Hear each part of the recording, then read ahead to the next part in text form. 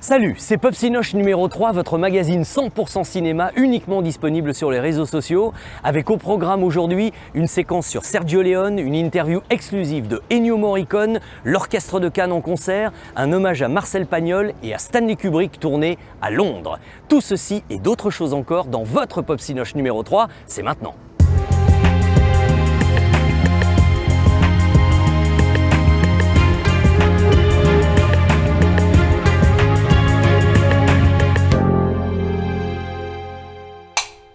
Je me trouve là devant l'hôtel de ville de Cannes, car à peine 2 mois après la fin du 72e festival, les événements autour du cinéma s'enchaînent cet été à une telle vitesse qu'on dirait vraiment que la ville de Cannes veut devenir la ville du cinéma française.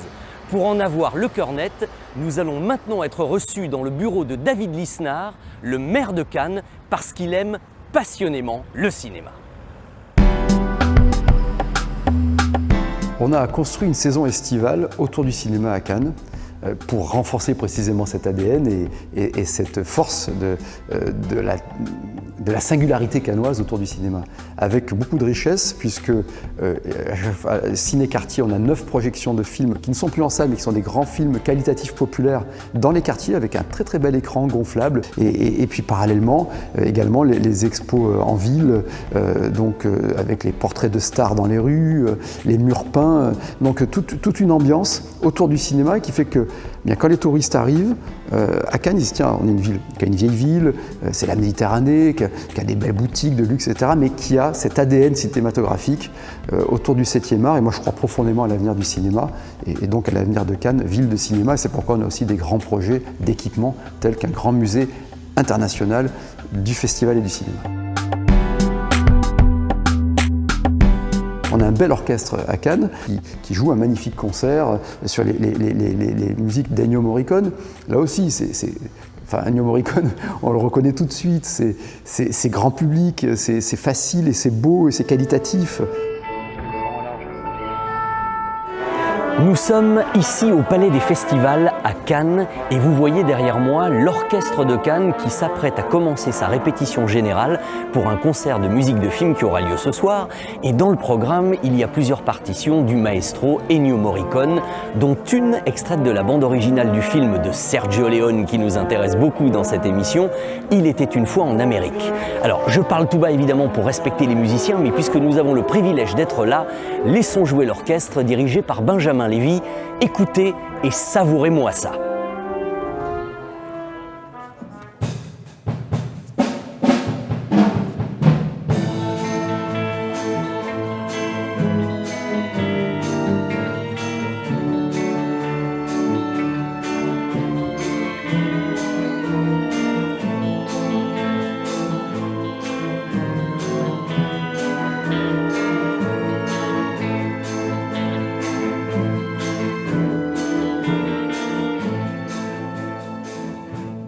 Depuis ma nomination à la tête de l'Orchestre de Cannes, en fait, je me suis dit, c'est parti d'une réflexion. J'étais en Islande quand j'ai été nommé à l'orchestre, quand le comité de sélection a rendu ses résultats. Et puis j'ai dit, I'm the new music director of the Orchestre de Cannes Orchestra. Et tout de suite, les gens à qui je parlais disaient, Cannes, the Film Festival. Et puis je me suis dit, oui, c'est vrai, finalement, Cannes est une des villes les plus connues du monde pour le cinéma. Et je pense que l'orchestre n'avait pas été assez concerné par la musique de film jusqu'à présent. Et du coup, la ville de Cannes et le Palais des Festivals organisaient cette exposition autour de Sergio Leone, qui est une exposition qui est faite en collaboration avec la Cinémathèque française. Et du coup, on s'est posé la question de quoi faire comme concert pour illustrer cette exposition. Et puis on dit on va pas quand même que jouer des musiques de films de Sergio Leone et donc Ennio Morricone, que de faire que ça. Et du coup, il y a une sorte de grand cheminement de la musique de film qui va des années 60 avec Le Mépris ou le Guépard jusqu'aux années 80, presque 90, avec donc des musiques de Morricone, mais également du Nino Rota, du Georges Delerue, du Bernard Herrmann.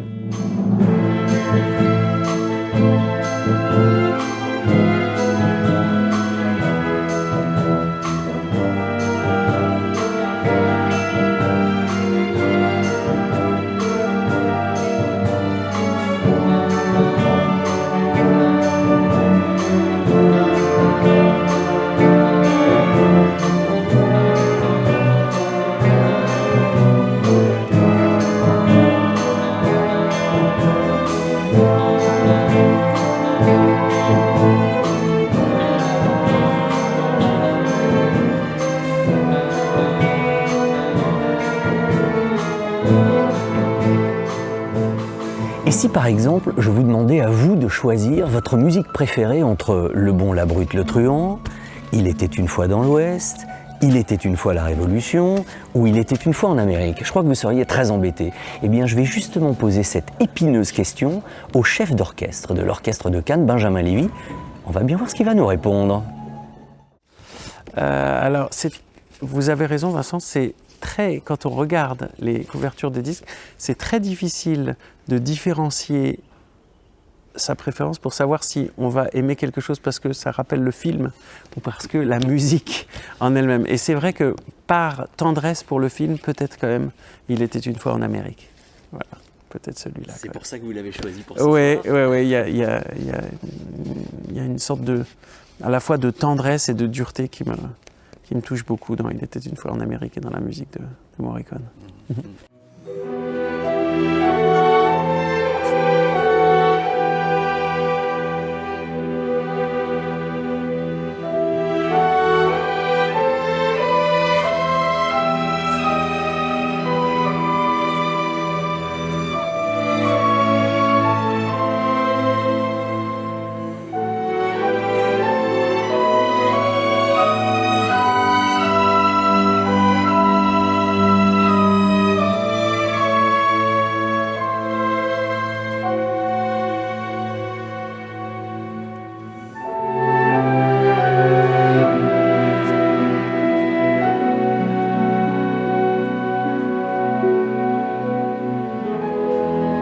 Moi, je suis très content que les gens, après une jolie journée de plage, après avoir été faire du ski nautique et après avoir été manger des tapas et des poissons grillés, puissent venir à 21h écouter 1h30 de musique. Et je pense que je suis très content qu'on puisse mêler les deux dans cette ville qui est devenue la mienne et qui est à la fois qui est une ville de loisirs, mais une ville de culture aussi. Et ça me fait plaisir. Et puis parallèlement, on a cette magnifique exposition au Palais des Festivals et des Congrès autour de Sergio Leone, qui a été montée avec la Cinémathèque de France, donc, qui est une magnifique institution. L'exposition, elle est ludique, elle est à la fois culturelle, touristique, enfin elle attire tout le monde. Et puis Sergio Leone, c'est un très très grand. Il était une fois en Amérique, une fois dans l'Ouest, pour une poignée de dollars. Il faut entendre Tarantino vous parler de Sergio Leone, c'est magnifique. Moi j'ai des anecdotes là-dessus extraordinaires, parce qu'on avait projeté sur la mer pour une poignée de dollars avec Tarantino qui le commentait, quoi. On avait monté ça. Et donc cet été, on a reproduit cet esprit-là d'un cinéma qualitatif et populaire.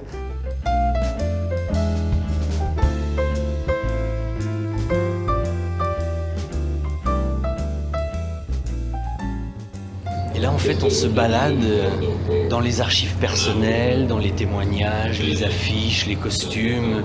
C'est très très complet par rapport à l'ensemble de la carrière, assez courte, enfin disons avec peu de films quand même. Exactement, peu de films, mais une densité d'influences qu'on retrouve dans cette exposition avec des objets qui sont majeurs et qui sont réunis, qui nous proviennent à la fois des fonds de Carlo Simi, mais également de la Cinémathèque de Bologne, de la Cinémathèque française, de la famille Leone.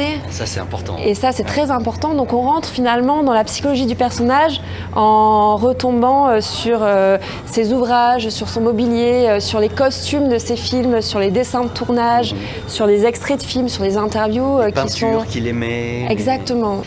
Donc, c'est jalonné comme ça d'objets de mémoire qui nous permettent de mieux comprendre aussi l'histoire de ces films et la psychologie de ces personnages.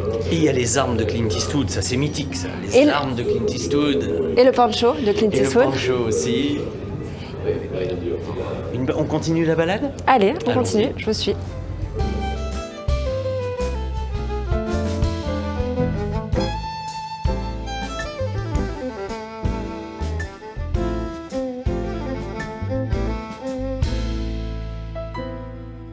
Vous savez sans aucun doute que la collaboration entre le compositeur Ennio Morricone et le réalisateur Sergio Leone a été durant des décennies une entente parfaite. D'ailleurs, essayons d'imaginer un film de Sergio Leone sans la musique d'Ennio Morricone, c'est quelque chose d'absolument impossible.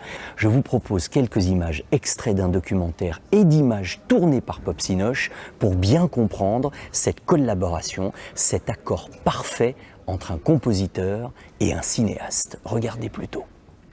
À partir de pour une poignée de dollars, Leone ne tournera plus jamais un film sans celui qu'il considérait comme son second dialoguiste, l'homme qui détient le pouvoir de parler à l'inconscient du spectateur.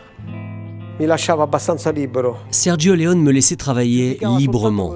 Il jugeait seulement en fonction de ce que je lui faisais écouter. Et comme il n'était pas très attentif et connaisseur aux choses musicales, cependant il savait merveilleusement juger de ce qui serait bon pour son film.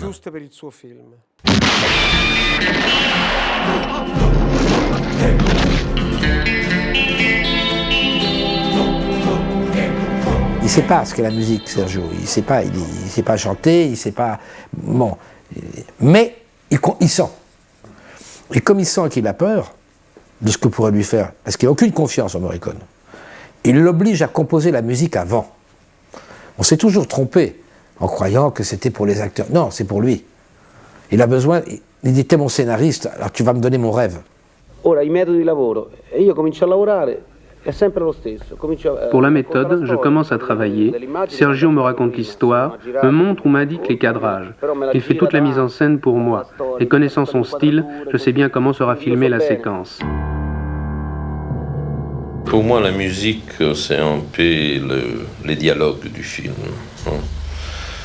Ça compte plus une bonne musique, c'est l'expression de l'âme du personnage.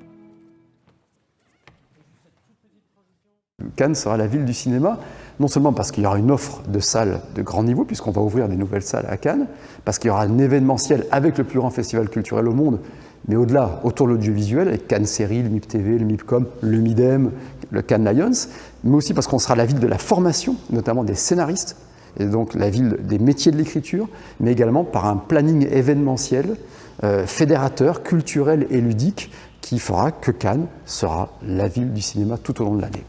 Hasta la vista, baby.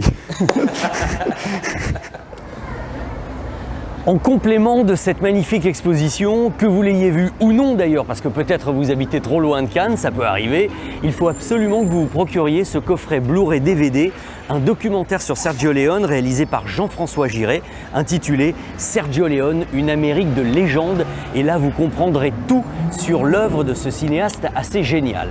Et puis dans le domaine des expositions vraiment étonnantes, sachez que pour la première fois de son histoire, jusqu'au 15 septembre, l'exposition Stanley Kubrick se tient à Londres. Pop Sinoche y était tout spécialement pour vous. Voici quelques jours, une petite visite guidée, ok? It's now or never, of course.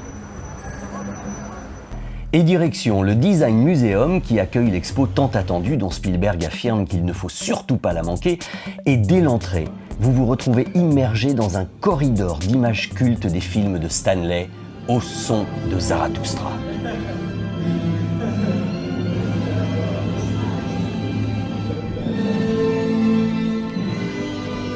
Ensuite, vous êtes transporté au cœur du travail et des archives personnelles de Kubrick.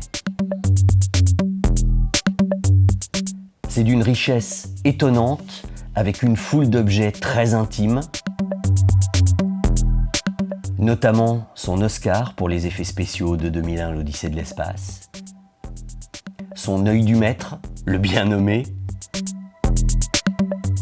les scénarii avec ses propres annotations, et of course, j'étais particulièrement impatient de partir illico à la recherche du fameux objectif élaboré par la NASA pour tourner les scènes de bougies de Barry Lyndon. Et après une rapide recherche, il y est. Regardez, il y est. Le voilà. Et on voit également sa table de montage personnelle. Et puis ensuite, la visite continue avec Lolita, et vous verrez que chaque salle est consacrée à un film en particulier, avec bien sûr des objets spécifiques. Des extraits de films. Des éléments de décor particulièrement soignés. On dirait qu'ils ont été construits la semaine dernière. Ils n'ont pas bougé, pas vieilli, parfaitement conservés. Il y a également des photos de tournage inédites, où on le voit travailler sur les plateaux, les masques fascinants de Eyes Wide Shut, sans oublier le labyrinthe de Shining. Et d'ailleurs, à propos de Shining, dans la photo finale du film, dites-nous si vous voyez où est placé Jack Nicholson. Au détour de la balade, on tombe sur les casques de Full Metal Jacket, mais top du top, la caméra de tournage de Barry Lyndon, des objets symboliques bien sûr, et encore des costumes, et ça n'arrête pas. On a envie de tout regarder, de tout détailler, de tout filmer, et pour finir en apothéose, la salle 2001. Je vous assure que de vous retrouver face au réel HAL 900 de 2001, c'est une vraie émotion. En résumé, l'expo est un véritable must pour les fans, mais aussi pour découvrir l'univers tout simplement de ce cinéaste visionnaire. Et évidemment, n'oublions pas le mur d'affiches de tous ces films placés, organisés tels des satellites autour de 2001, l'Odyssée de l'espace. Et d'ailleurs, 2001, son affiche, si je vous en parlais un petit peu plus maintenant, elle est unique en son genre. Allez, clap!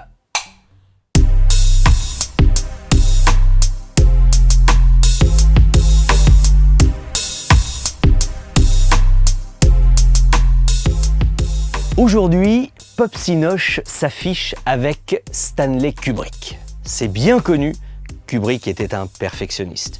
Il s'intéressait à tout, il supervisait tout, jusqu'à ses affiches de films, évidemment. Alors l'affiche, comme vous le savez, on en parle régulièrement dans Pop Cinoche, c'est destiné à donner envie, c'est fédérateur, et puis c'est quand même destiné à refléter la symbolique du film, nous dire un peu ce qui nous attend. Mais de temps en temps, il y a des affiches très atypiques comme celle de 2001, Odyssée de l'espace. Très franchement, j'ai pas énormément de choses à dire sur cette affiche, sinon que c'est purement et simplement un chef-d'œuvre. Kubrick a voulu quoi? Il n'a pas voulu détailler des scènes de son film. On va voir un film de Kubrick en confiance depuis 1968. Il a demandé à l'affichiste de lui faire une véritable œuvre d'art, un tableau, quelque chose qu'on aurait envie d'avoir chez soi. Et c'est tout l'objet de ce 2001 Odyssée de l'espace. On la regarde et on se dit « Ah la vache, comme c'est beau !» Donc ce que je voulais vous dire, c'est que de temps en temps, il y a des gens suffisamment courageux comme Kubrick pour faire une affiche qui n'est pas vendeuse sur le film en lui-même, mais qui tout simplement un vrai petit chef-d'œuvre, une beauté absolue. En résumé, il n'y a pas grand-chose à expliquer sur cette affiche, sinon de se dire qu'elle est absolument magnifique. Enfin, c'est l'impression que ça me donne, je ne sais pas si vous serez d'accord. D'ailleurs, n'hésitez pas à le dire dans les commentaires, dites ce que vous en pensez, c'est important, nous on est très avides de voir si nous sommes un petit peu du même avis ou pas. J'avais simplement aujourd'hui envie de vous présenter un pur chef-d'œuvre d'après un grand film de Kubrick. Autrement dit, Pop Cinoche aujourd'hui s'affichait avec 2001, Odyssée de l'espace. Je vous le rappelle, nous sommes à Cannes dans les Alpes-Maritimes, mais à 2 départements d'ici, il y a les Bouches-du-Rhône et Marseille, avec les grands symboles cinématographiques que sont la saga Taxi de Luc Besson ou surtout la trilogie marseillaise de Marcel Pagnol. Pourquoi je vous parle de ça? Parce que ces 3 petits chefs-d'œuvre, depuis le début de l'été, ressortent en salle en version numérisée. Allez le voir dans quelques grandes villes de France. Et puis il y a évidemment, c'est la suite logique du DVD, le coffret que j'ai ici qui regroupait Marius, Fanny et César. Ne manquez pas ces 3 chefs-d'œuvre, dites-nous ce que vous en pensez, commentez, mais surtout Pop Cinoche aujourd'hui vous offre quelques-unes des plus grandes répliques des films. Tu mets un tiers de curaçao, un tiers de citron, un bon tiers de picon. Tu vois? Et alors, un grand tiers d'eau. Voilà. Et ça fait 4 tiers. Hein. Et alors? Je t'en prie, Félix, ne te fâche pas, alors, voyons. Je sais bien que si tu es cocu, c'est pas de ta faute.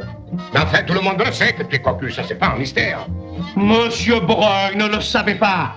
Et c'est lui qui me l'a dit. Je sais qu'il n'y a rien de plus beau que l'amour. Mais c'est bien mon avis. Mais vaut mieux avoir 20 ans. Eh bien, la petite, elle a 20 ans. Mais vous en avez 50. Oui, mais j'ai 600 000 francs. Est-ce qu'il est aussi bête quand il danse que quand il marche? Si j'avais voulu, moi aussi, j'aurais pu t'aimer. Jolie comme tu es, ça n'aurait pas été difficile.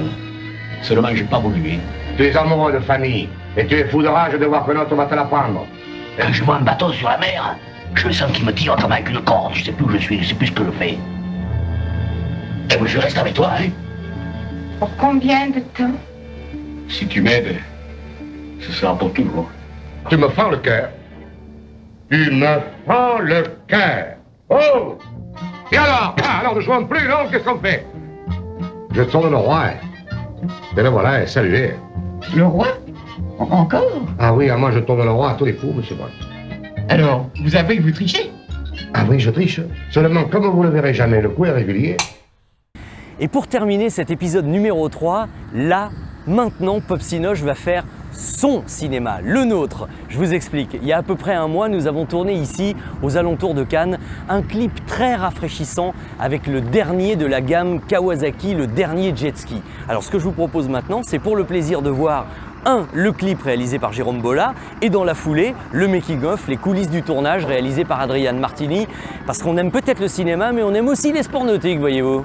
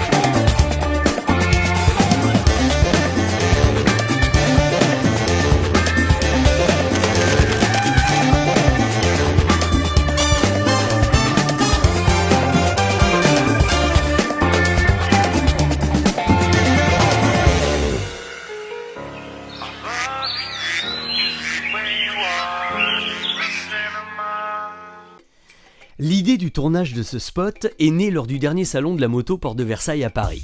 J'étais sur le stand Kawasaki et je leur ai dit que j'adorerais essayer d'une part la Ninja H2 SX, mais aussi, comme je pratique le jet ski depuis très longtemps, le fameux Ultra 310 LX dont j'avais beaucoup entendu parler.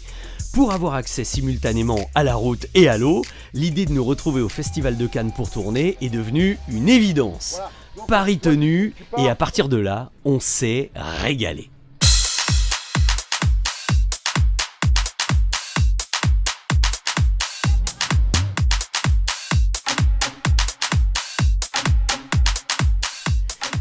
Comme vous le voyez, pour que ce soit plus sympa et puis plus glamour aussi, j'ai demandé à mon épouse Virginie de venir avec moi, et devant les caméras de Jérôme et Adrian, nous sommes allés du côté de Théoul-sur-Mer, tout proche de Cannes, où on a trouvé des paysages et des petites criques magnifiques, du soleil, une mer calme, le pied pour faire de belles images. Et durant une demi-journée, on a tourné un nombre incalculable de plans en tout genre pour faire rêver évidemment. Et d'ailleurs, nous étions nous-mêmes les premiers impressionnés de la beauté des images et surtout de la beauté du site. Mais surtout, il faut que vous sachiez que dès le départ, on avait décidé avec Kawasaki de tourner un spot un peu drôle, un peu satirique, et j'avais eu l'idée de mettre en scène un gars qui rêve de cinéma au Festival de Cannes, qui rêve d'essayer ce jet d'exception, qui rêve de rouler sur une H2, mais qui rêve de tout ça assis sur un petit jet gonflable sur une piscine. Et je vous assure que le plus dur, c'est de tenir sur le jet gonflable, pas sur le 310 LX évidemment. Là encore, j'ai passé 1 heure assis là-dessus en équilibre très instable, mais ça correspondait parfaitement au message du clip qui était « Fais de ta vie un rêve et d'un rêve une réalité ». Évidemment, vu le contexte, on a rajouté « Enfin, essaye ». Et alors on a même poussé le délire à imaginer que Virginie et moi, on voulait aller au Festival de Cannes en jet, habillés en smoking et en robe de soirée. C'est la première fois de ma vie que je mets un nœud papillon avec un gilet de sauvetage par-dessus. Et comme on a passé 5 heures sur le jet, je peux vous dire que l'Ultra 310 LX est hyper confortable et aussi très familial puisqu'on peut embarquer 2 adultes et un enfant. Et comme toujours chez Kawasaki, on sait que côté motorisation et puissance, on va être gâté, surtout avec celui-ci qui est haut la main le plus puissant du marché. En résumé, c'est un 4 temps, un 4 cylindres en ligne à refroidissement liquide et top du top, il est doté d'un compresseur de suralimentation qui porte sa puissance à 300 chevaux, vous avez bien entendu 300 chevaux. Le maniement est hyper simple et pour les dingues de musique comme moi, on a à disposition un système audio relayé par 2 haut-parleurs de plus de 30 watts. La musique en voguant, c'est le pied intégral. Je vous conseille vivement l'Ultra 310 LX, mais attention, l'essayer, c'est l'adopter, je vous aurais prévenu. Ici à Cannes aujourd'hui il ne fait pas 40 degrés à l'ombre mais pas loin. En attendant j'espère que vous avez passé un bon moment avec nous, c'est fini pour aujourd'hui.